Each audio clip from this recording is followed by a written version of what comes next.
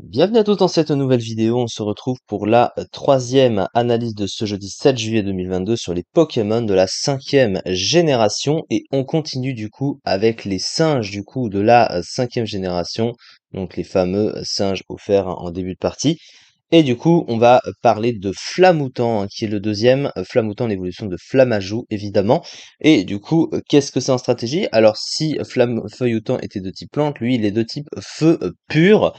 Le type feu, c'est un type qui est ambivalent. Alors, le type feu possède à la fois de bonnes choses et de très mauvaises choses. Alors, déjà défensivement, il a 6 résistances, hein, ce qui est un des types qui possède le plus de résistance en type en monotype, voilà.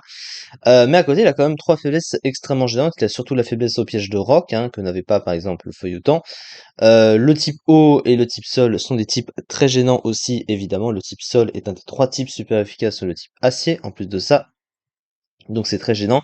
Offensivement, le type feu, bah, c'est un type super efficace sur le type acide lui-même, donc quand tu l'as sur un stab, c'est évidemment bon. Après, le type feu est pas forcément considéré comme un excellent stab, car c'est un type qui est beaucoup résisté quand même, hein. Voilà, si on cherche ici, vous voyez, un 321, c'est quand même pas beaucoup. Et pour un Pokémon offensif, tu préfères un double stab pour apporter un peu plus offensivement. Ses talents, alors il possède Brasier, un Brasier, le talent de tous les starters feu, hein, même si encore une fois c'était pas un starter qui booste de 50% la puissance de ses attaques de type feu s'il tombe à moins d'un tiers de sa barre de vie, mais c'est pas très utile et un peu situationnel.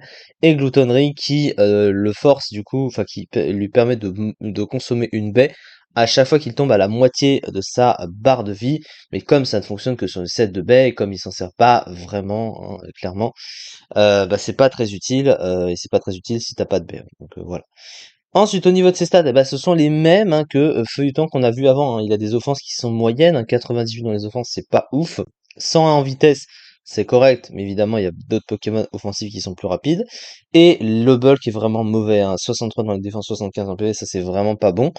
Son Moupoule, il ressemble à Feuilleton aussi, si ce n'est que lui a des attaques feu, hein, alors que l'autre a des types plantes, bien sûr.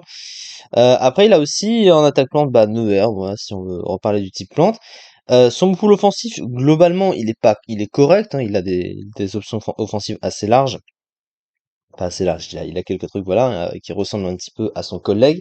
Il a aussi machination pour ce setup, voilà, et quelques trucs.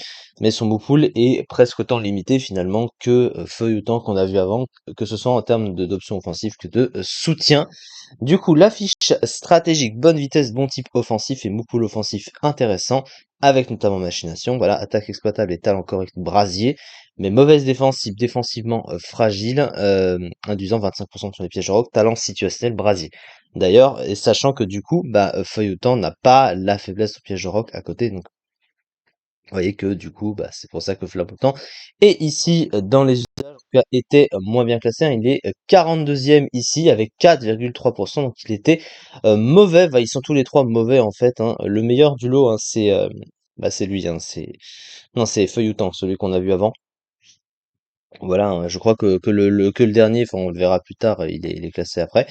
Enfin bref, voilà pour ce Pokémon globalement, et puis surtout il est comparé à de nombreux Pokémon de type feu, nettement meilleur, cela va sans dire. C'est ça en tout cas pour cette vidéo, on se retrouve du coup pour faire le troisième, hein, des singes qu'on va voir juste après, et peut-être d'autres analyses en fonction de mon planning que j'ai prévu évidemment. Merci beaucoup de m'avoir suivi, et à très vite pour la suite.